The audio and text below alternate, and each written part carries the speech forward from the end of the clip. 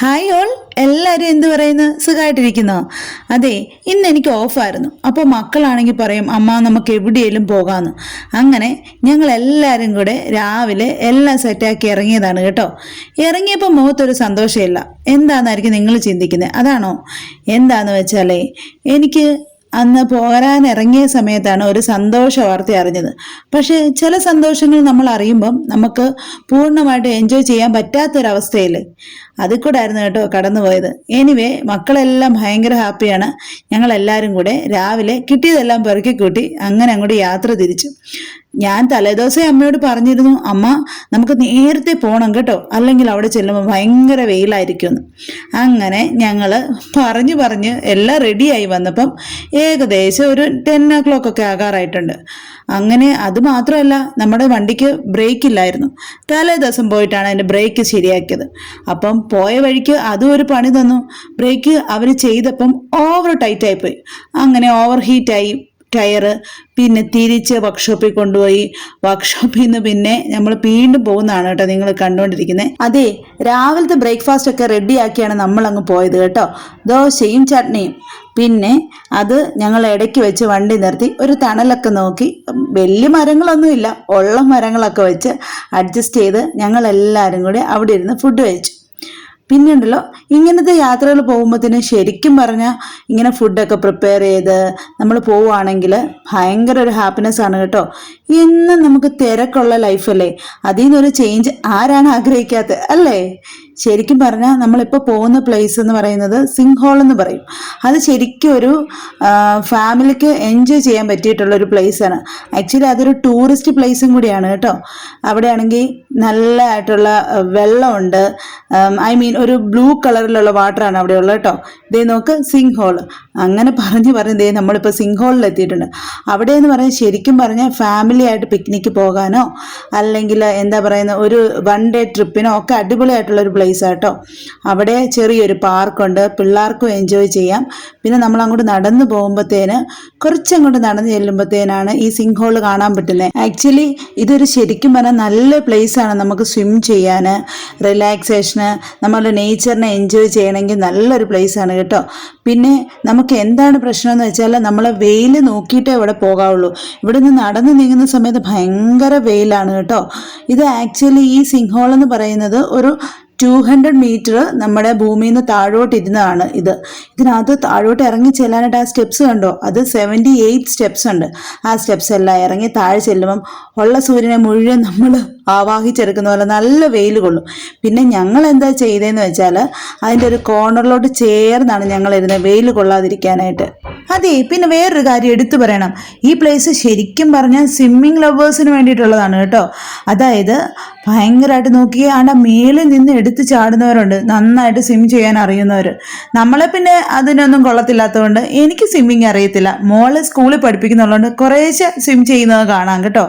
പിന്നെ വെള്ളത്തിൽ പോയി കഴിഞ്ഞാൽ പിന്നെ ഞങ്ങൾ ആരും വെള്ളത്തിൽ നിന്ന് കയറത്തില്ല, ഇൻക്ലൂഡിങ് അമ്മമ്മ. ഇവിടെ ഞങ്ങൾ 2ാമത്തെ തവണയാണ് വരുന്നത്. ഉണ്ണിക്കുട്ടന് എല്ലാം ഇഷ്ടമാണ്. ഉണ്ണിക്കുട്ടൻ ആ പാറക്കല്ലേന്ന് മേലിൽ നിന്ന് എടുത്ത് ചാടാൻ വേണ്ടിയിട്ട് എപ്പോഴും പറയും നമുക്കിവിടെ പോകാം അമ്മ, നമുക്കിവിടെ പോകാം അമ്മ എന്ന്. അച്ഛമ്മ ഉണ്ടായിരുന്നപ്പോൾ ഞങ്ങൾ ഒരു തവണ വന്നു. ഇതിപ്പോൾ 2ാമത്തെ തവണയാണ് കേട്ടോ പോകുന്നത്. അമ്മമ്മ ചെന്നതോടെ അവിടെ ചെന്ന് ഒരു പാറക്കല്ലും തപ്പിപ്പിടിച്ച് അവിടെ അങ്ങ് ഇരിപ്പായി. ഉപ്പുവെള്ളമല്ലേ, അപ്പോൾ കാല് വെച്ചാൽ നല്ലതാണെന്നും പറഞ്ഞു. അമ്മമ്മയ്ക്ക് വെരിക്കോസ് വെയിൻ ഉള്ളതുകൊണ്ട് എന്തോ ഒരു ഗുണം ഉണ്ടെന്നൊക്കെ പറഞ്ഞാണ് എപ്പോഴും വെള്ളത്തിൽ ചാടി ഇറങ്ങുന്നത്. പിന്നെ ഞങ്ങൾ അവിടെ കുറേ നേരം നിന്ന് എൻജോയ് ചെയ്തു. ഇവിടുത്തെ വെള്ളമാണെങ്കിൽ ക്രിസ്റ്റൽ ക്ലിയർ ആണ് കേട്ടോ, നല്ല ഉപ്പ് ചുവയുണ്ട് കേട്ടോ. പിന്നെ അങ്ങോട്ട് പോകും തോറും നല്ല ആഴമുണ്ട്. നമ്മൾ ഈ സൈഡിലൊക്കെ നിന്നേ ഉള്ളൂ. ആദ്യം മോച്ച പറഞ്ഞു ഞാൻ വരുന്നില്ല, ഇത്രയും സ്റ്റെപ്സ് ഒക്കെ ഇല്ലേ, ഇറങ്ങാൻ പാടായിരിക്കും. മോച്ചയ്ക്ക് കാലിനൊരു സർജറി ഒക്കെ കഴിഞ്ഞതാണ്, അതുകൊണ്ട് അതിൻ്റെ ബുദ്ധിമുട്ട് കാണുമായിരിക്കുമെന്ന് കരുതി മോച്ച ഇറങ്ങുന്നില്ല എന്ന് പറഞ്ഞു. പിന്നെ 78 സ്റ്റെപ്പൊക്കെ താണ്ടി മോച്ച താഴോട്ട് വന്നു. ദേവമോളും ഉണ്ണിക്കുട്ടനും ആണെങ്കിൽ നന്നായിട്ട് അങ്ങ് എൻജോയ് ചെയ്ത്. അവിടുത്തെ വെള്ളം കയറിപ്പോരാൻ ഒരു താല്പര്യം ഇല്ലായിരുന്നു. നമ്മുടെ മസ്കറ്റിൽ നിന്ന് 1 hour 25 minutes ഉണ്ട്. ഞങ്ങൾ ഇടയ്ക്ക് വർക്ക്ഷോപ്പിലും കയറി. പിന്നെ പണിയെല്ലാം കഴിഞ്ഞ് അവിടെ ചെന്ന വഴിയായതുകൊണ്ട് ഞങ്ങൾ കുറച്ച് ലേറ്റ് ആയിട്ടാണ് ചെന്നത്. ഒരു 1:30 ഒരു 2 o'clock ആകാറായും തോന്നുന്നു, ഞാൻ അത്ര ടൈം ഓർക്കുന്നില്ല. പിന്നെ ഉള്ള വെയിൽ മുഴുവൻ കൊണ്ടു കഴിഞ്ഞപ്പം പിന്നെ പകുതി വിശപ്പൊക്കെ ആയപ്പം എല്ലാവരും ഞങ്ങളങ്ങ് തിരികെ കയറി. പിന്നെ അവിടെ തന്നെ ടോയ്ലറ്റും ഉണ്ട് കേട്ടോ.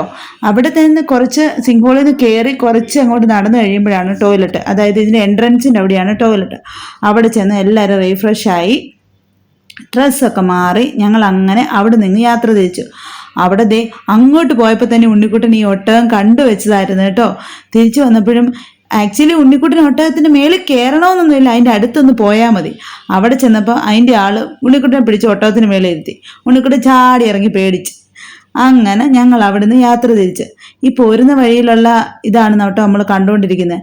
ആ ബീച്ചിൻ്റെ അടുത്ത് തന്നെ ഞങ്ങൾ ഒരു സ്പേസ് നോക്കി. കാരണം ഉച്ചയ്ക്ക് എന്തെങ്കിലും കഴിക്കണ്ടേ, അതിനുവേണ്ടി നമുക്ക് എന്തെങ്കിലും ഒന്ന് ഉണ്ടാക്കണം. നമുക്ക് എളുപ്പം ഏതാണ്? നമുക്ക് ഈ ബിരിയാണി റൈസ് ഉണ്ടാക്കുന്നതാണ് ഏറ്റവും എളുപ്പം. കാരണം അതാകുമ്പോൾ തന്നെ ഇവിടെ കംപ്ലൈൻറ്റുകളൊന്നുമില്ല, എല്ലാവരും കഴിച്ചോളും. അങ്ങനെ ഞങ്ങൾ എല്ലാ വെജിറ്റബിൾസും രാവിലെ കട്ട് ചെയ്ത് റെഡിയൊക്കെ ആക്കിയാണ് പോയത്. അവിടെ വെച്ച് തന്നെ നമ്മൾ കുക്ക് ചെയ്തു. അവിടെയാണെങ്കിൽ ഉള്ള സെറ്റപ്പൊക്കെ വെച്ച് അങ്ങനെ നമ്മൾ സെറ്റാക്കി വന്നു. അവിടെ ചെന്നപ്പോഴോ നമ്മളെപ്പോലെ പലരും അവിടെ വന്നിട്ടുണ്ടായിരുന്നു. അവിടെ പല പേരുകളും, രമ്യയും കണ്ണനും അങ്ങനെ പല പല പേരുകൾ അവിടെ ഉണ്ടായിരുന്നു. അടിക്കാൻ വേണ്ടി വെയിറ്റ് ചെയ്ത സമയത്ത് എല്ലാവർക്കും വിശക്കുന്നുണ്ടായിരുന്നു. ഓരോരുത്തരുടെ വഴിക്കായിട്ട് നടക്കാൻ തുടങ്ങി. ദേവു ആണെങ്കിൽ അവിടെ കണ്ട ഒരു കരിക്കട്ട എടുത്ത് പടം വരയ്ക്കാൻ തുടങ്ങി. ഉണ്ണിച്ചൻ എന്താ ചെയ്യേണ്ടതെന്ന് അറിയത്തില്ല, അത് അവിടെ 2 കഴുതകൾ പോകുന്നുണ്ടായിരുന്നു, അതിൻ്റെ പുറകെ ഓടാൻ തുടങ്ങി.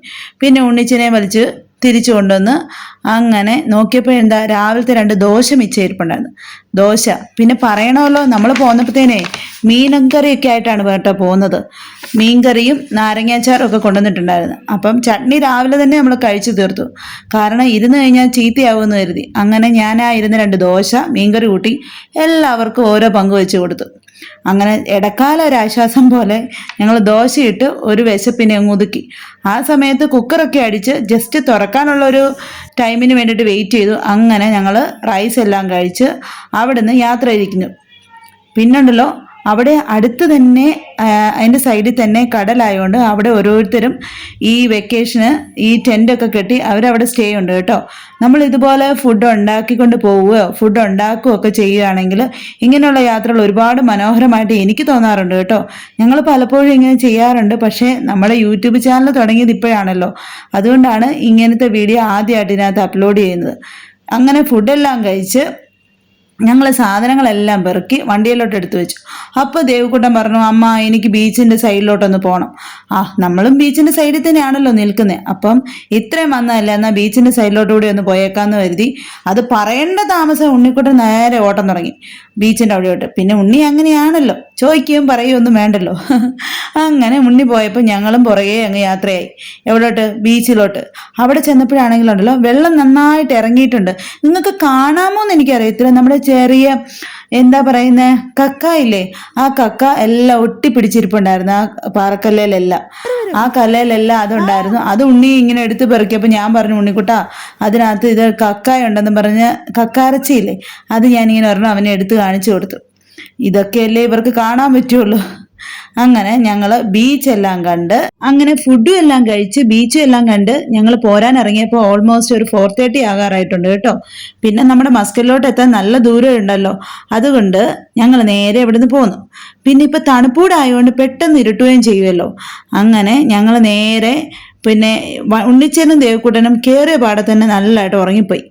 പിന്നെ നേരെ അവിടുന്ന് പോന്ന് നമുക്ക് ഈവനിങ് ആയിക്കഴിഞ്ഞ് കഴിഞ്ഞാൽ വെളിയിൽ ഇറങ്ങിക്കഴിയുമ്പം എന്നും നമ്മുടെ എന്താ പറയുക ചായക്കടയിലൊന്നും പോകാതെ എങ്ങനെ വീട്ടിൽ കയറുമെന്ന് കരുതി ഞങ്ങൾ നേരെ പോയത് നമ്മുടെ ചായക്കടയിലോട്ടാണ് കേട്ടോ.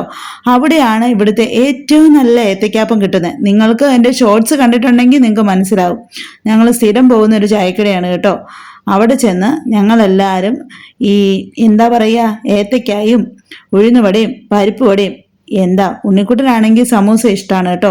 അത് സമൂസയുടെ അകത്തെ സാധനം കഴിക്കില്ല, വെളിയിലത്തെ സാധനം മാത്രമേ കഴിക്കൂ. അതെല്ലാം കഴിച്ച് നേരെ ഞങ്ങൾ വീട്ടിലോട്ട് പോന്നു. അപ്പം അത്രയേ ഉള്ളൂ. Okay, bye, take care. Thank you all. Support ചെയ്യുന്നവർക്കെല്ലാം ഒരുപാട്